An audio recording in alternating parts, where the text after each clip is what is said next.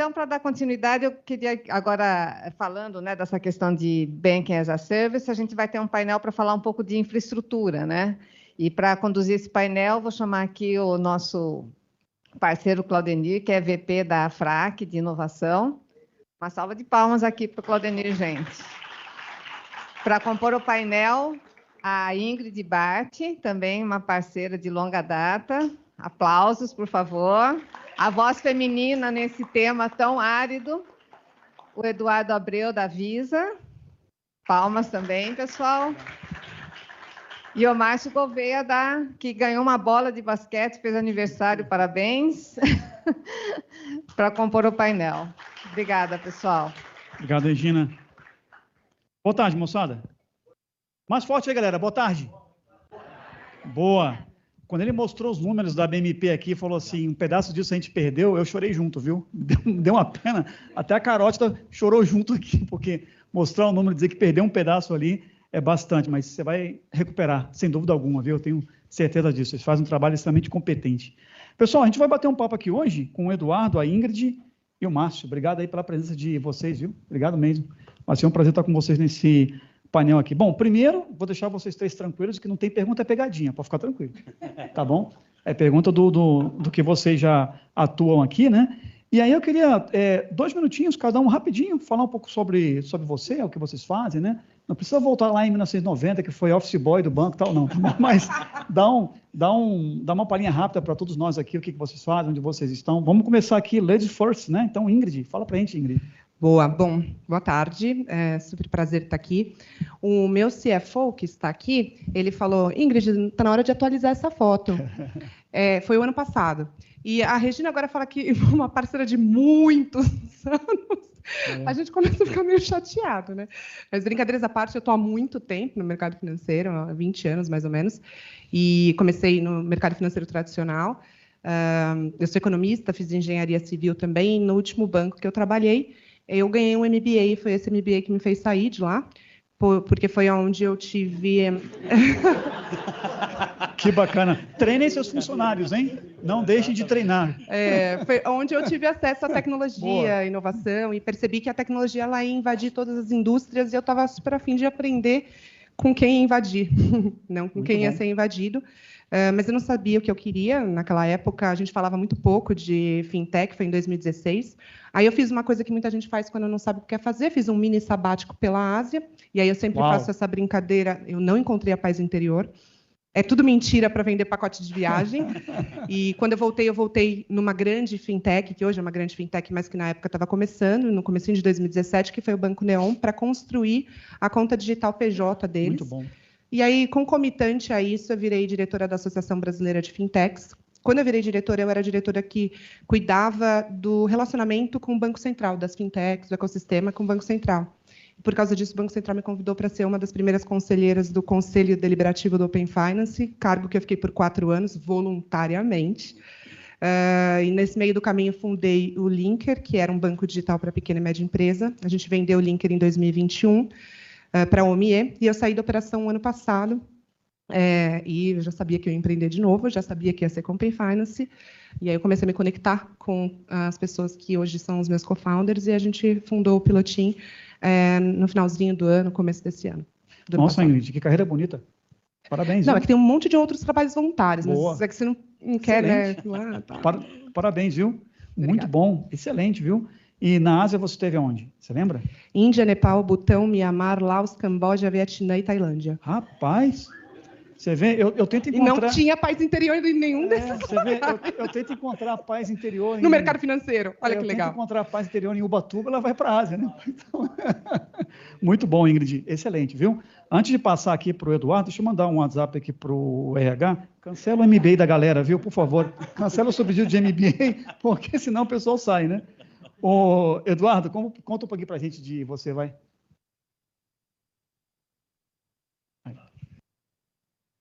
Boa tarde, obrigado aqui pelo convite. É sempre um prazer estar aqui com vocês. Bom, vou pegar um pouquinho da Ingrid aqui, tenho uns 20 anos também de mercado financeiro, vamos parar nos 20, né? Talvez até um pouco mais.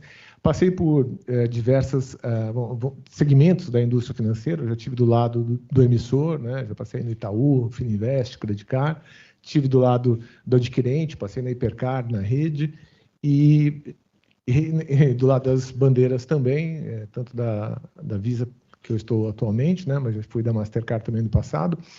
E em determinado momento da minha carreira, eu decidi sair do banco tradicional e recebi uma proposta para montar uma fintech. Uma fintech de 2 gigantes, na época era a fintech do Grupo Telefônica e da Mastercard, chamava Zoom, né, que a gente montou do zero, 3 pessoas, 3 executivos que se juntaram, e daí que eu comecei a ter realmente uma proximidade muito grande com esse segmento de fintech, de startup. Fiquei lá 5 anos e aí eu recebi um convite da Visa para ir para a Visa montar essa área de inovação voltada a startups, a fintech. O mercado em 2017, 2018 estava crescendo demais, né? Muitas empresas nesse segmento ganhando bastante repercussão, e a gente se estruturou de lá para cá, né, para atender esse mercado. E a gente, né, pegando aqui as palavras do Carlão, hoje qualquer um pode ser uma fintech. Muito bom. E a gente faz isso acontecer com uma certa facilidade. Obviamente, alguns vão ter sucesso, outros não, mas hoje é muito, muito simples fazer isso. A gente tem uma regulamentação que lá atrás permitia, hoje está um pouco menos, mas bem aberta. E um país que adora inovação e tecnologia, né? Verdade. Então, acaba tendo bastante oportunidade nesse segmento.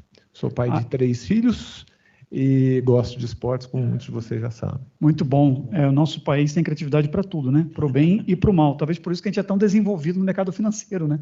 Porque a gente tem que se proteger bem. Aqui do lado está tendo um evento igual a esse de fraudadores, né? Olha aí, tá vendo? Discutir exatamente. Coisas, né, modernas, como é que vão, né, fazer exatamente o que a gente está tentando criar de inovação. Eles estão tentando pensar aqui. Excelente, excelente.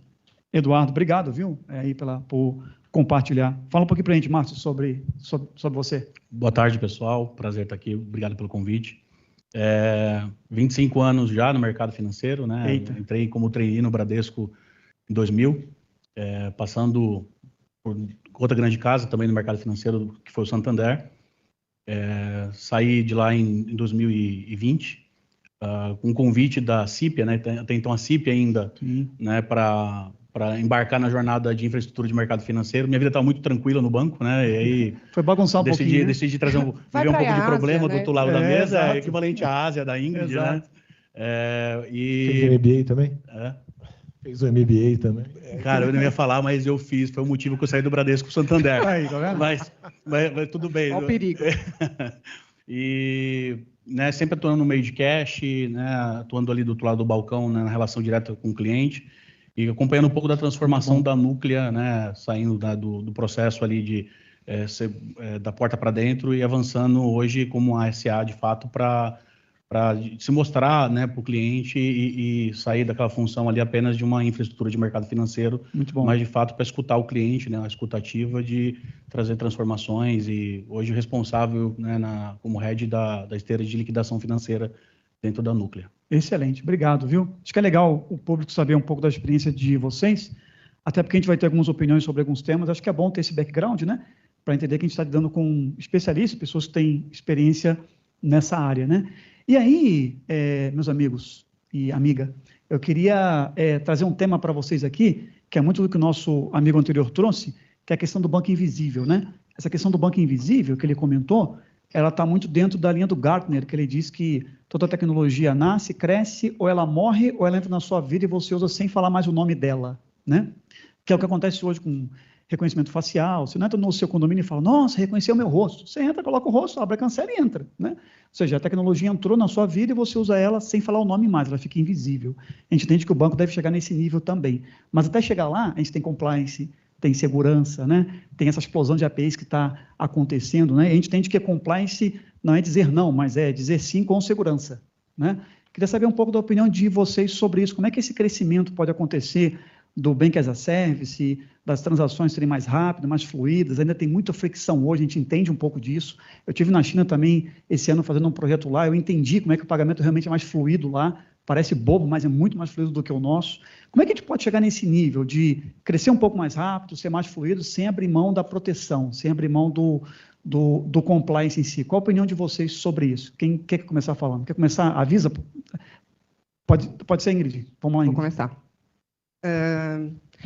Eu costumo dizer que eu sou meio erudita com relação ao Open Finance, porque eu gosto muito dos pilares que o Open Finance foi construído e vai passar por esse ponto, tá? O primeiro deles é promover bancarização.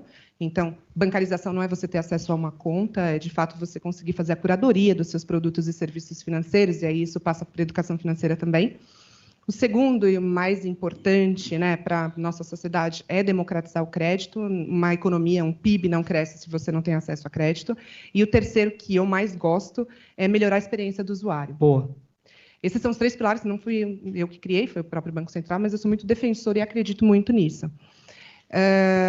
E aí, parece um pouco divergente, né? A gente falar de melhorar a experiência do usuário como um pilar do Open Finance, só que o Open Finance também promove você ter mais relacionamentos bancários e financeiros. E eu, que amo fintech, sou absolutamente obcecada pelo nosso ecossistema e pelo que eu faço, não gosto de entrar em 10 aplicativos financeiros toda vez que eu quero saber os meus saldos, os meus limites, fatura, esse tipo de coisa. Então, a primeira coisa que vai acontecer é a gente não consumir mais marca, e isso conecta muito com o que o Carlão falou no painel anterior. Os bancos eles vão deixar de ser marca. Hoje a gente consome marcas, a gente fala onde você tem conta, onde você tem cartão de crédito, e vão ser infraestrutura. E não tem mais a marca, porque as pessoas elas vão começar a fazer a curadoria dos produtos e serviços financeiros. Mas onde é que ela vai consumir essas informações? Não estou falando fazer necessariamente operação, né? Mas consumir essas informações de maneira resumida. Aí vem esse movimento que a gente já começou a ver de fazer essas aplicações aonde o cliente está, seja numa rede social, seja no aplicativo de comunicação, seja, enfim, em várias outras plataformas, pensando também não só em pessoa física, mas também em pessoa jurídica. Então, a gente vai desconectar os produtos financeiros de maneira centralizada dos aplicativos, dos bancos e consumir marca para consumir produto aonde a gente quiser. E aí eu acho que isso vai ficar muito mais fluido, porque você não precisa ficar entrando em vários lugares. Melhora a experiência, né? Exatamente. Fica mais natural, exatamente. Né? É uma tendência, eu acredito muito nela, principalmente com o nosso Open Finance, e isso vai melhorar, inclusive a educação financeira, porque eu também não acredito em educação financeira você aprendendo no YouTube. Educação financeira quando você tem acesso ao produto e começa a utilizar e começa a aprender. E aí eu acho que isso vai acabar promovendo, até porque você vai precisar entender para poder fazer as melhores escolhas. Excelente ponto. Ou seja, Ingrid, a invisibilidade e a melhoria da experiência, o banco está em qualquer lugar onde você estiver. Aí traz essa invisibilidade, né? Bacana. Eu vivi um pouquinho, né? Não tive tantos países quanto dela, mas eu vivi um pouquinho isso quando estive na China, pessoal, com o WeChat, viu? Quem já usou o WeChat aqui e teve lá pode perceber isso. O WeChat é um super app, né? Eu pedia táxi ali dentro, pedia comida ali dentro e, assim, o pagamento acontecia. Nossa, paguei e nem percebi, né? Era tudo pedido lá. E, assim, os caras realmente estão muito à frente quando se fala dessa invisibilidade dentro de um super aplicativo apenas, né? Embora o conceito seja outro, seja estar onde a gente estiver, né? Bacana. Excelente, Ingrid. Obrigado. Mas eu tenho uma fofoca sobre isso. Oi? Tem uma fofoca sobre isso. Diga aí, fala aí. Eu também já estive na China. Tem alguém gravando? Mais de uma vez. A gente foi muito mais avançado com relação à legislação, porque lá é uma empresa, em tese, privada, tem participação do governo, como todas as empresas lá. Quando eles foram abrir capital, eles tiveram que criar uma legislação, porque todo esse dinheiro da população chinesa ficava dentro de uma empresa que ia abrir capital e aí ia ficar vulnerável à flutuação de mercado, que é super perigoso. Imagina só, você está com seu dinheirinho lá e a empresa... Concentrado. Dá um espirro no analista lá de mercado e aí as ações caem e aí cadê o capital? E aí eles tiveram que criar a legislação de pagamento, então... Afunda um país, né? Afunda um país. E as pessoas. Então, essa é uma fofoca, mas lá. Muito bom a Vaccine. Legal. Ô, Eduardo, da Visa, né? Visa. Tem alguém da UnionPay aqui, não? Não, né? Tá bom. Beleza. Eduardo. Brincadeira, Eduardo. Brincadeira. Pode brincar. Estamos falando de China, né? Temos que falar. Brincadeira. Eduardo, fala um pouco para a gente disso, dessa questão da experiência. Como é que a Visa está trabalhando também para deixar isso mais invisível, né? Isso mais tranquilo para o usuário, mas sem abrir mão da segurança, né? Porque a gente entende que, assim, a fricção passa muito por conta da segurança. Não, você tem que digitar a senha. Não, você tem que colocar o dedo. Não, você tem que colocar a face, né? Muito pela segurança. Eu sei que não tem bala de prata, mas explica um pouquinho para a gente. Acho super interessante, porque se a gente olhar a nossa indústria aqui, né, e sempre quando fala de cartão, as pessoas sempre me perguntam, né, e o cartão vai acabar? Né? É verdade. E o cartão vai acabar? E a gente escuta essa pergunta já há um tempo e muita gente ainda usa cartão, obviamente, mas a gente já migrou boa parte aqui. Quem é que paga aqui com o celular? Levanta a mão. Todo mundo, né? Uma boa parte aqui já usa o celular, né? Para ter uma experiência melhor e você já nem vê mais o cartão. Né? Porque uma coisa é você puxa o cartão, você olha, vê, paga. Outra coisa é quando você pega o celular, você põe ele, você viu que tem um cartão, mas você nem lembra direito qual que é, se tiver mais de um. Então, assim, a desconstrução de um cartão para melhorar a utilização do meio de pagamento, uma coisa que está acontecendo, né? Seja por um celular, seja por um relógio, vai evoluir, né? A gente fala de pagamento talvez com a palma da mão, facial, íris, quer dizer, isso vai acontecer e está acontecendo conforme o cliente quer, né? Então, eu não acho que vai acabar o cartão, vai acabar o celular, não. Cada um, o cliente vai escolher a melhor forma de pagar e nós, Visa, nós temos que estar muito preocupados assim, tá bom, como é que eu garanto que essa transação é uma transação, primeiro, que vai ser segura, obviamente, porque nós estamos falando de dinheiro aqui, então não pode deixar de ser segura, e tem que ser fluida, né? E a gente não se preocupa mais de, tá bom, na hora que aparecer lá a transação facial vai ter que aparecer a logomarca da Visa. Não, a gente se preocupa que por trás a gente está fazendo uma segurança na transação e a transação está sendo fluida. O UX é importante, né? Então, aqui eu acho que a gente tem trabalhado bastante nisso, tem visto algumas coisas. Quando a gente pega a China, que a gente está falando aqui como comparação, eu tive lá também, e tem uma coisa na China que é legal. Quando você pega... Se a gente pegar a nossa forma de pagar com cartão aqui, com NFC, contato, seja qualquer dispositivo, falo que é melhor do que da China. Sem dúvida. Porque da China você vai pegar o celular, abrir o aplicativo, entra no WhatsApp Pay, lá no WhatsApp Pay, não, no WeChat escolhe o QR Pay, QR Code, bota, aí você paga. A gente aqui não faz isso. Tá até sem internet, você encostou o celular, pagou. Mas eu também estava lá no supermercado, né, todo contente que a minha experiência estava sendo muito melhor. A hora que eu estava pagando, chegou um chinês do meu lado, apertou um negócio, saiu uma câmera e foi embora. Eu falei, sensacional. Tinha que ter um aqui, né, para me pegar, né? Estava tão feliz com a nossa experiência, que era bem melhor. Então, a gente tem que caminhar para isso e eu acho que isso vai acontecer, né? Muito bom. E pensando aqui em Open Finance, falando de... Eu acho que a gente tem, de novo, no Brasil, o regulador muito aberto, né, Ingrid, aqui de querer que isso aconteça. A gente tem tecnologia para isso, as empresas têm tecnologia, a gente tem, né? O Carlão aí não deixa eu mentir que a gente tem várias empresas nesse segmento. Acho que ainda falta um pouco mais de proatividade das instituições de quererem participar e abrir as APIs ou se conectarem. É uma dificuldade, muitas vezes você tem sistemas legados antigos, você conectar uma API num sistema legado e tal, e também muitas vezes usa isso como desculpa para não querer fazer, né? Claro. Mas eu acho que está mais nessa cultura aqui para isso deslanchar e a gente ter realmente um ecossistema muito mais saudável aqui de Open Finance no Brasil. O pilotinho está aí, hein, galera? Quem quiser falar com a gente, estamos por aqui. Exato. E aí tem uma questão de cultura, né? A Regina até pediu para falar um pouco disso, de cultura, o consumo, a cultura de consumir a tecnologia, né?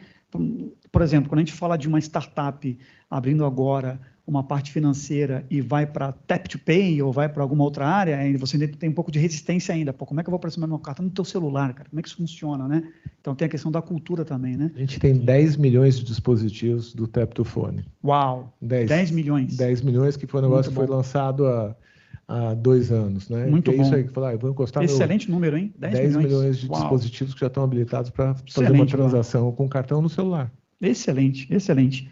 Márcio, fala um pouquinho para a gente disso aí, vai. Essa questão do crescimento, da fluidez do uso dos serviços financeiros, as startups querendo usar isso, a API para tudo quanto é lado, como é que vocês veem isso aí? Vamos lá. Você tocou num ponto importante, que é escalabilidade versus compliance, sem abrir mão de segurança, né? Eu costumo dizer que comportamento não mente, né? Comportamento não mente. E não é o comportamento da pessoa, não é o indivíduo pessoa, mas o comportamento, a gente sempre se preocupou muito em monitorar produto, né? Olhar ali, meu produto, esse mês ele subiu 1%, 2% de volumetria, faturamento, a gente sempre se preocupou muito em olhar o produto, mas nunca olhamos o comportamento do indivíduo, da empresa, né? Da empresa que consome o nosso serviço. E aí, rapidamente, aqui vou contar uma história que acho que boa parte de vocês já deve ter passado. No Brasil, quando você vai alugar um carro, você precisa passar ali pelo menos 2 horas fazendo todas as validações necessárias para você sair com o carro da locadora. né? A experiência já é diferente nos Estados Unidos. Você vai para os Estados Unidos, né, é mais ágil, e eles te falam simplesmente, você vai no subsolo e você escolhe o carro no lote F, e você pega a chave e você vai embora. Eu tive uma experiência no ano passado em Curaçao que para mim foi espetacular, né? Simplesmente pegaram os dados do meu cartão, né? Quando eu fui retirar o carro, não deixaram eu retirar o carro sem fazer nenhum tipo de cheque. E eu fiquei preocupado. Falei, caramba, peraí, mas como assim, né? O carro está aqui, o seu carro que você alugou, você pode sair. E eu questionei, eu falei assim, mas não tem uma validação, vocês não olhar o documento, né? Fazer a conferência, tudo. E a resposta deles foi o seguinte: você vai para onde com o carro? Você está numa ilha. Você está numa ilha. Você pode jogar o carro na água. Olha em volta, você está numa ilha. Você vai para onde com o carro? Faz o carro você não vai. Total sentido. Então, é o quanto que a gente consegue dar escala, mas ter a permissão na borda do nosso serviço, claro, com a margem de segurança, que é legal, o limite até onde eu posso ir. Então, eu acho que a gente precisa se preocupar com o serviço que nós prestamos como casa, né? Parar de monitorar o produto. E aí, quando eu passei do lado de cá do balcão, né, quando fui para a Núclea, né, ainda como CIP, eu passei a olhar um mundo muito preocupado com segurança, com confiabilidade, com segurança, com todo o arcabouço ali de uma prestação de serviço. Então, sim, eu acho que a gente, como empresa, todo mundo precisa olhar um pouco mais a questão e aí, pegando um gancho até do Carlão, ele deu a aula aqui para a gente sobre um pouco da questão do que aconteceu aí no mês passado, mês atrasado. As empresas que receberam o dinheiro, por exemplo, algumas delas tinham falta de movimentação há um ano. Movimentação financeira. Comportamento. Comportamento. Comportamento não mente. Exato. E de uma hora para outra, dezenas de milhões passaram dentro das contas. Assim, isso poderia ter sido olhado de uma forma diferente? Poderia. Quando a gente passa a olhar não mais o produto, mas o comportamento em si, acho que a gente conseguiria sair na frente e manter o compliance e a segurança em dia. Excelente, Márcio. Gostei muito dessa questão de você ter margem de segurança ou bordas de segurança e falar assim, cara, aqui dentro você pode fazer o que você quiser. Perfeito. Porque quando você extrapolar, vai bater nessa margem e volta, você não vai conseguir sair da ilha, né? Isso aí. Gostei muito. Fantástico. Excelente. Foi um aprendizado aqui. Antes de passar para as perguntas individuais, moçada, deixa eu só passar para vocês uma coisa interessante aqui. Todos aqui falaram muito sobre o Banco Invisível, sobre a experiência, né? Sobre a fluidez, sobre o comportamento, né? E, claro, você tem várias divisões de pagamento, né? Você pode pagar na web, não é isso? Né? Você pode pagar no celular, né? Eu venho do mundo mais velhinho, né? Eu venho do mundo de PDV, de ponto de venda, tá? De check-out do supermercado. Tem uma galera aqui também que trabalha com check-out de supermercado, é sofredor igual. E aí a gente está entendendo o seguinte, o cliente e o produto da loja passam no check-out do mercado.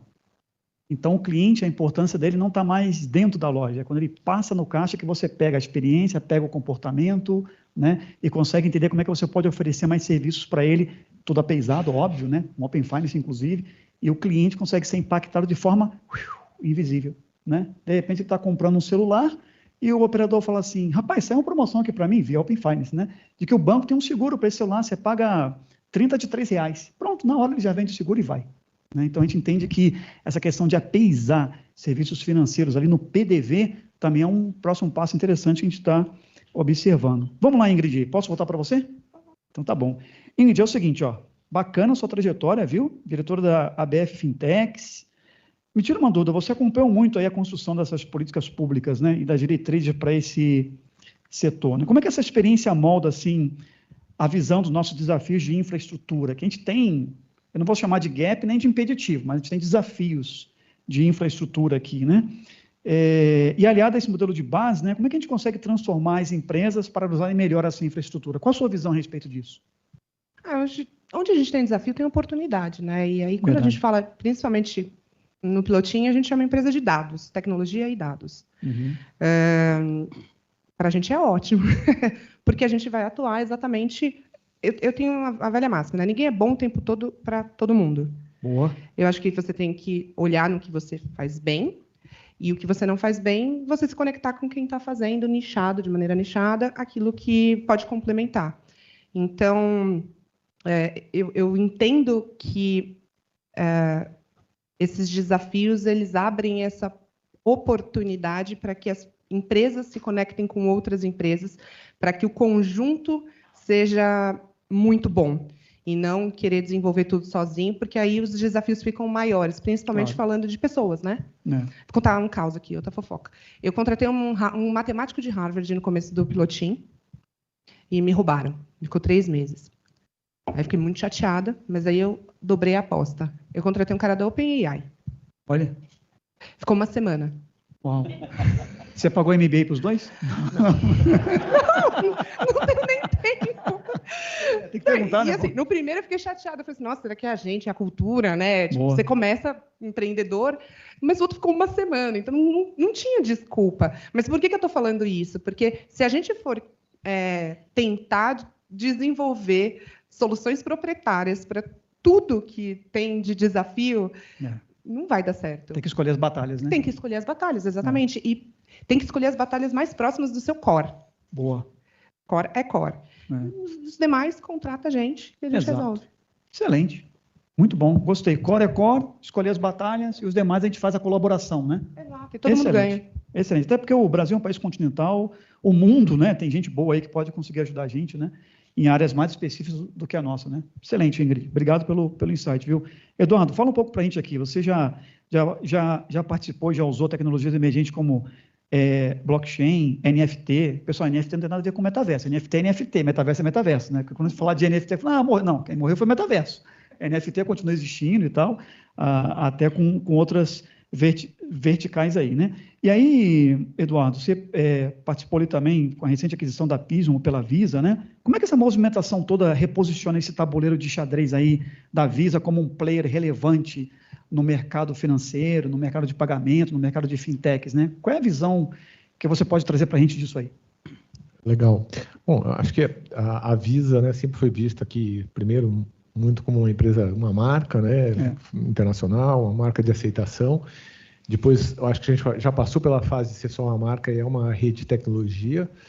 E a gente tem se demonstrado cada vez mais uma empresa que a gente se posiciona como rede das redes, né? Porque estamos falando aqui de NFT, estamos falando de cripto, estamos falando de coisas que estão em blockchain. E a gente aqui também, do nosso lado, a gente tem que entender que isso é uma realidade e que a gente tem que estar conectado em redes diferentes. E por que não estar conectado numa rede blockchain, por exemplo? E a gente aqui do nosso lado começar a ver stablecoin como uma moeda a mais. A gente já opera hoje em mais de 200 países, 220 moedas diferentes, 150 milhões de estabelecimentos que aceitam a gente. E por que não dar liquidez para todo esse mercado aqui que está se criando de cripto, né? Através da rede que eu já tenho estabelecida, né? Imagina se em determinado momento o pessoal de cripto queria fazer isso e de estabelecimento começar a afiliar estabelecimento para aceitar cripto. Né? É uma luta difícil numa estrutura que já está implantada, já está aqui, já tem as condições determinadas. Então, por que não deixa eu fazer isso, né? Eu, na figura da Visa. E a Visa começou a se conectar nessas corretoras de cripto, nas plataformas de cripto, falando assim, ó, você tem lá a sua moeda, você tem um cartão aqui, e com esse cartão você vai usar em moeda fiduciária, mas você debita do seu Ethereum, do seu Bitcoin, você faz um translate, Solana, né? Eu faço aqui o depara e você consegue dar liquidez para a sua moeda e sem se preocupar de você ter que filiar o estabelecimento, explicar para um estabelecimento que ele vai receber Ethereum, que Ethereum pode subir, pode descer, né? E paralelo a isso, a gente começou também a usar stablecoin, aí eu estou falando mais de stablecoin, não de qualquer tipo de cripto, para liquidar estabelecimento, fazer transferências com bancos lá fora. A gente já tem o SDC como uma moeda fazendo liquidação com estabelecimento e com bancos, né? Então, de novo, a gente começa a ver que tem outras moedas que tem que estar no nosso ecossistema. E aqui no Brasil, aterrissando, né? A gente está agora, semana passada, a gente recebeu licença do Banco Central para ser iniciador de pagamento de PIX. Nós somos iniciador de pagamento de PIX agora. Muito bom. Acreditem nisso. Então, e o que é? Vai ter cartão nessa transação? A princípio, não. Eu quero prestar serviço no PIX, dando segurança, usando as ferramentas que a gente tem aqui de segurança, que já funcionam para cartão, para o PIX. Eu quero me acoplar no PIX. Eu quero dar mais, né? Muita gente acha que a gente está aqui. Não, o PIX é bom. O PIX trouxe inclusão financeira. O PIX trouxe velocidade de fintechs poderem movimentar o dinheiro entre eles. Então a gente agora aqui está. Como é que eu jogo aqui junto com essa inovação, né? Então é isso. A gente está realmente se posicionando muito Nessa linha que você comentou de nós somos provedores de Pix, assim, para alguns pode ser uma surpresa, né? Falar, caramba, a Visa agora vai concorrer comigo, né? Na verdade, na estratégia de rede das redes, certo? É isso, né? Isso, é dentro da rede das redes, exatamente. Perfeito. De eu poder conectar Bacana. a rede. A gente botou uma vaga no LinkedIn lá, diretor de Pix. Nossa, teve até questionamento do Banco Central para a gente. Mas Que é isso, vocês estão né? botando diretor de Pix aí? Não. Queremos ter uma pessoa aqui que Muito bom. vai tratar Muito o Pix bom. de uma forma, né? Foi o Carlos Brandt, não? Não lembro. Muito bom. Mas é isso, eu acho que a gente aqui tem esse papel, né, de se conectar, Muito bom. se conectar cada vez mais em diferentes plataformas e dar segurança. A Visa é uma empresa que tem a maior marca aqui no mercado financeiro de pagamentos, tem uma marca forte, tem investimento forte em segurança e a gente pode conectar isso em todas as plataformas. Excelente. Obrigado por toda a visão que você compartilhou com a gente aqui, viu, Márcio? Eduardo, obrigado, viu? Márcio, vamos lá você agora? Fala um pouquinho para a gente aqui. Você já falou de escalabilidade, né? Você já falou do crescimento, né? Então, eu vou pular essa pergunta, e eu vou para a última aqui. Daqui a de 3 a 5 anos, agora um pouco de visão aqui, né? Se a gente projetar daqui a 3 a 5 anos, né? A gente vai ter a IA muito mais potente do que já está hoje, né? Está absurdo, né? A gente consegue fazer muito mais do que a gente imaginava há 3 anos atrás, que era só perguntar se o Palmeiras tinha Mundial, né? Então a gente consegue muito mais além disso, né? Como é que você vê o papel da infraestrutura nesse crescimento, né? É uma pergunta. E como é que você vê todo esse ecossistema colaborativo utilizando essa infraestrutura? A Núclea é isso, né? Ela é uma infra das infras, né? Pegando aqui ó, a deixa que eu gostei muito dele de rede das redes, né? A Núclea é isso, é a infra das infras, né? Como é que vocês enxergam isso daqui a 3 a 5 anos? Boa. Acho que o primeiro ponto é entender para onde a gente está indo, né, como empresa. Como eu disse, a Núclea até 2020, né, início de 2021, ela tinha um olhar de que ela não queria ser vista, né, interno, de que a Núclea, quando você falava para o mercado, por exemplo, eu trabalhava no Santander e eu tinha uma cadeira dentro de um dos comitês da CIP, né, até então, e todas as vezes que eu ia entrar, né, como o Santander ia dentro dos comitês, para entrar dentro, tem alguns colegas aqui que estão comigo, quando você entrar dentro dos andares da CIP, cara, tinha cinco processos de conferência para saber que era você mesmo que estava entrando dentro daquele ambiente, né? Era assim, era um negócio surreal. E a ordem era assim, a gente não fala quem é a CIP, né? A CIP tem que ser imperceptível como a água, tinha toda uma cultura dentro da empresa. E isso mudou muito, né? Desde 2023, com a desmutualização da empresa, é o contrário. A Núclea, ela tem se mostrado ao mercado, e eu acho que hoje, Claudinho, tem um termo aí, vamos dizer assim, secular, vamos dizer assim, né, que temos que fazer do limão a limonada. Hoje, o que eu entendo tem muita agenda regulatória, eu escuto isso já há mais ou menos 15 anos, no mínimo. Né, agenda regulatória, tem que cumprir a agenda regulatória, demandas regulatórias, normas, e não tem espaço para inovação. É um pouco do que o Eduardo comentou aqui. Se a gente não tiver a capacidade de fazer com que as demandas regulatórias se tornem soluções, plataformas de soluções construídas em torno disso, nós vamos fracassar. Claro. Seriamente. Né? O Pix é um exemplo. A própria Visa, né, partindo para uma linha, até gerou questionamento do regulador, e a Núclea da mesma forma. Nós somos altamente regulados pelo Banco Central, o tempo inteiro, inspeção anual, uma série ali de exigências que o regulador tem, mas com um olhar muito da inovação no sentido de, olha, eu preciso fazer uma solução ao mercado que dê ao mercado uma visão de que nós não somos apenas uma infraestrutura, que nós temos a condição de avançar de uma forma diferente. A prova disso é que a modalidade de cartão de crédito, nós temos 3, né? Débito, crédito e antecipação, né? A antecipação em 2021, o Banco Central permitiu que ela deixasse ser liquidada na grade centralizada, que é o produto de liquidação que a Núclea tem. Perfeito. Né? E isso, boa parte do mercado passou a fazer isso via Pix, por conta da flexibilidade 24/7. O que a Núclea fez? Cara, eu vou sentar e daqui a 5 anos eu choro, né, com o que está acontecendo? Não. A gente precisa se reinventar. Então, vamos pegar a nossa bola e vamos para o jogo também. Vamos construir algo parecido. E pedimos ao Banco Central a permissão para que a gente pudesse também fazer ali operar dentro desse ecossistema e fazer isso acontecer, né? Com ali uma licença de TP atrelada para fazer isso. Então, o que eu vejo, né, de 3 a 5 anos, como o mercado se reinventa dentro das soluções que já são existentes e aquelas que ainda estão por vir ainda. Eu acho que é isso, tá? Bacana. Acho que a reinvenção é a palavra que a gente precisa ter aqui, né? Sim. E tem uma coisa interessante, quando a gente estuda inovação, né, independente de universidade ou de onde for, a gente sempre entende que o regulatório ele atrapalha ou impede um pouco a inovação, ou poda um pouco a inovação. E a gente está provando que não, que a gente consegue ter o regulatório e a inovação junto, né? Basta pensar um pouco fora da caixa, entender as oportunidades, conforme você disse, né? Todo desafio, todo regulatório traz uma oportunidade, né? E a gente conseguir inovar dentro dessa caixinha, dentro desse limite aí, né? Muito bom, excelente. Obrigado, viu, Márcio? E aí, Eduardo, para irmos para os últimos 6 minutos aqui, conta para a gente um pouquinho qual a sua visão de daqui a 3 a 5 anos, essa questão da fintech, essa questão do ecossistema, desse crescimento explosivo que está acontecendo. O que você entende lá, sendo o cara Visa, né? O que você enxerga daqui a 3 a 5 anos? Como é que vai ser a nossa dinâmica nisso aí?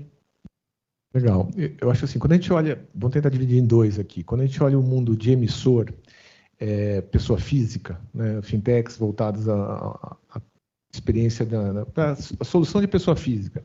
Acho que o mercado hoje já está super preenchido aqui no ponto de vista de soluções, né? Hoje, mais de 60% dos pagamentos já são feitos por cartão de crédito, débito ou pré-pago. Se joga mais 30% do Pix aí, já dá para 90%. Digital. Sobra 10% para cartão. Então, aqui, acho que a dor do pagamento está super resolvida.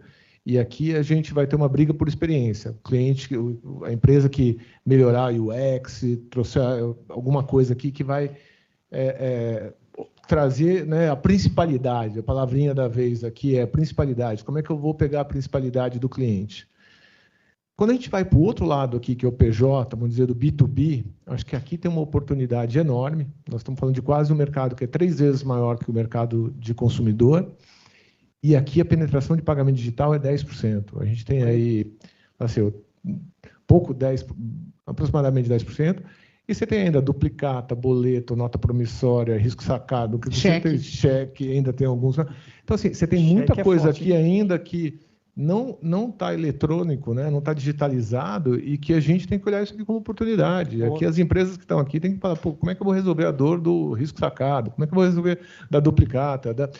E eu vejo uma penetração enorme crescendo nesse segmento aqui nos próximos anos. A gente tem feito nosso trabalho de casa lá nesse sentido, tá?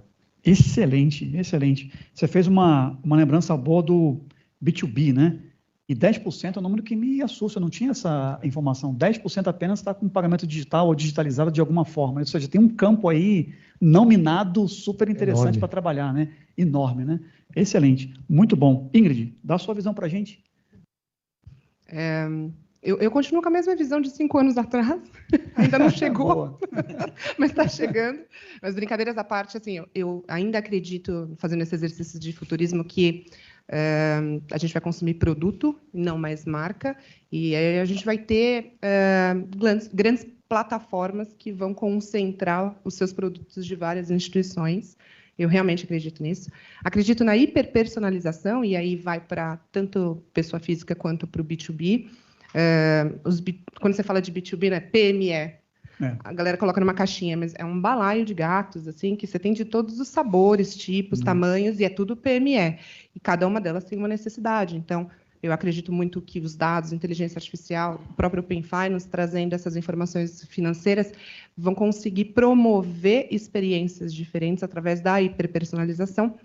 E isso também abre muita oportunidade para novos canais de distribuição de produtos. Até pegando o exemplo que você falou de, você já está lá sabendo que a pessoa comprou uma passagem de avião para outro país.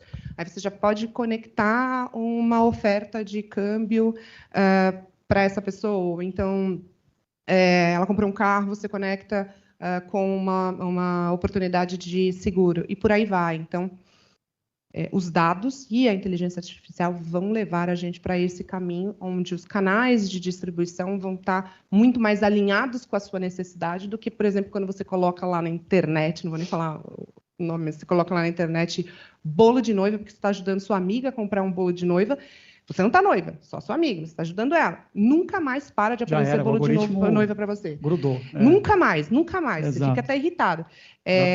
E aí, poxa, a gente consegue otimizar também o tempo das pessoas e esses funis de venda, marketing, para coisas muito mais estratégicas e direcionadas para aquele público específico. Tomada de decisão muito mais efetiva, muito mais... Sempre baseado, né, no nosso caso, setor financeiro, no muito comportamento bom. De consumo de fato e não apenas na curiosidade das pessoas muito na internet. Bom, exato. Muito bom, Ingrid. Olha, foi uma aula para mim aqui, peguei vários insights, tá? Acho que para vocês também foi bem bacana ter a visão aqui deles, né?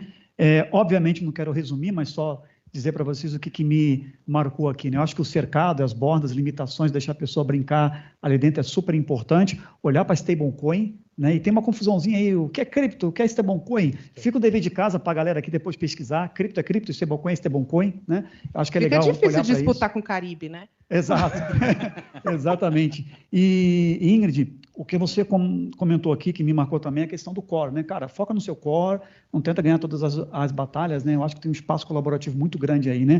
E o número de 10% aí, rapaz, tem 90% para trabalhar aí, né?